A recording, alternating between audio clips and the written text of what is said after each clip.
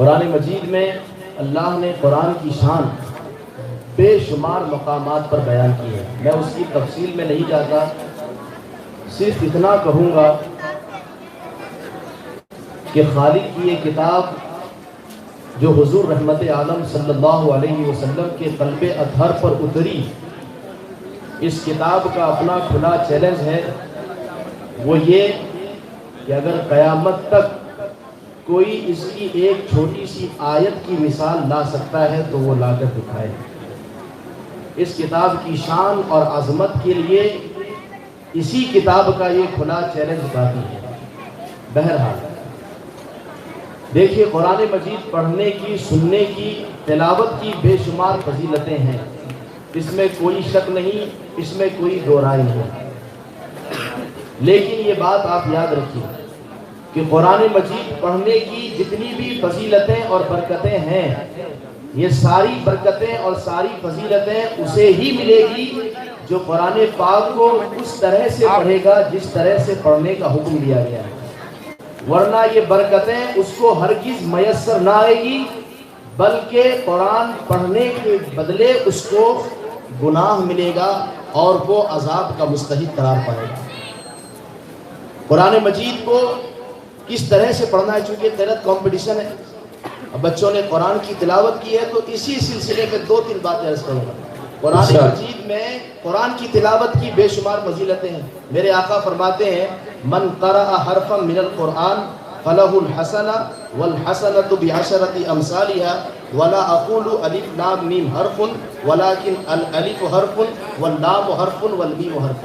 سبحان اللہ، سبحان اللہ. کہ میرے آقا فرماتے ہیں کہ جو قرآن کے ایک حرف کو پڑھے اس کو اس حرف کے بدلے میں 1 نیکی ملے گی، اور یہ 1 نیکی 10 نیکی کے برابر ہے. اور میرے آقا فرماتے ہیں میں یہ نہیں کہتا کہ الف لام میم ایک حرف ہے، نہیں، الف ایک حرف ہے، لام ایک حرف ہے، میم ایک حرف ہے. یعنی جس نے الف لام میم کی تلاوت کی اس کو 30 نیکیاں ملے گی. تو قرآن پاک پڑھنے کی بے شمار فضیلتیں ہیں. میرے آقا فرماتے ہیں اقرؤوا القرآن فإنه یاتی شفیعا لصاحبہ یوم القیامہ. قرآن کی تلاوت کرو اس لیے کہ قرآن قیامت میں تمہارے لیے شفیع بن کر آئے گا، تمہارے لیے خدا کی بارگاہ میں تمہاری شفاعت اور بخشش کے لیے سفارش کرے گا. اور قرآن سفارش کرے تو قرآن کو نازل فرمانے والا رب کبھی سفارش کو رد نہیں فرمائے گا.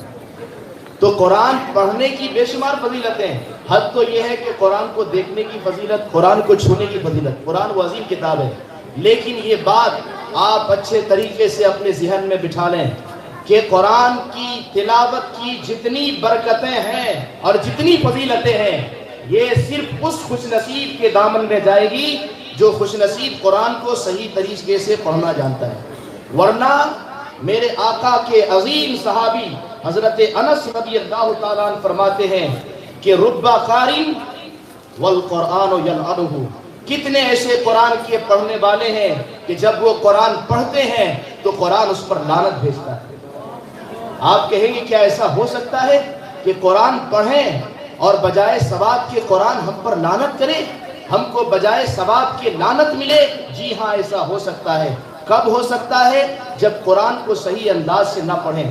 یقیناً آج جب ہم اپنی سوسائٹی پر نظر ڈالتے ہیں اور طائرانہ طور پر احوال کا جائزہ لیتے ہیں، دیکھتے ہیں کیا ہو رہا ہے سوسائٹی میں، تو میں سمجھتا ہوں سب سے زیادہ سستی چیز اگر ہماری سوسائٹی میں کوئی چیز ہے تو وہ قرآن کی تعلیم.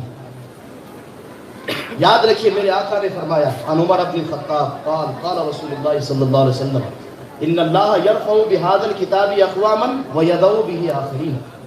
میرے آقا فرماتے ہیں اے میرے امتیوں، میں اس دنیا سے جا رہا ہوں مگر ایک کتاب چھوڑ کے جا رہا ہوں. اس کتاب سے خدا ایک قوم کو اوپر اٹھائے گا اور ایک قوم کو نیچے گرا دے گا. قرآن کی تعلیم سستی ہو گئی اور قرآن کی تعلیم کو ہم نے بالکل سستی چیز بنا دی. بس یہی وجہ ہے ہماری ذلت و خواری کی. قرآن کی تعلیم کو ہم نے اہمیت نہ دی. آج بچوں نے تلاوت کی، یقیناً الحمدللہ قرآن کی تلاوت سن کر دل باغ باغ ہو گیا، آنکھیں ٹھنڈی ہو گئی کہ اب تو شعور پیدا ہوا. ورنہ سنی تو صرف نیاز کرتے ہیں، سنی تو صرف 12 ربیع الاول کو جلوس نکالتے ہیں، اچھا اگر کسی کو پیار سے محبت سے جذبہ خیر خواہی کے ساتھ بھلائی کے جذبے کے ساتھ آپ کہہ دیں کہ آپ صرف نیاز کرتے رہیں گے قرآن نہیں پڑھنا سیکھیں گے آپ صرف غوث پاک کے نام پہ نیاز کریں گے جلوس نکالیں گے اور کچھ نہیں کریں گے تو بجائے اس کے کہ وہ ہماری بات کو سنجیدگی سے لیں واپس ہم کو جواب دیتے ہیں کہ تم نیاز کے مخالف ہو تم جو ہے غوث پاک سے سچی محبت نہیں کرتے میں نے کہا اچھا تم کو اگر دنیا تانا دے گی تو اچھا لگے گا کہ غوث پاک کے دیوانے کو قرآن نہیں پڑھنا آتا وہ معزز کے زمانے میں مسلمان ہو کر اور ہم خوار ہوئے تاریخ قرآن ہو کر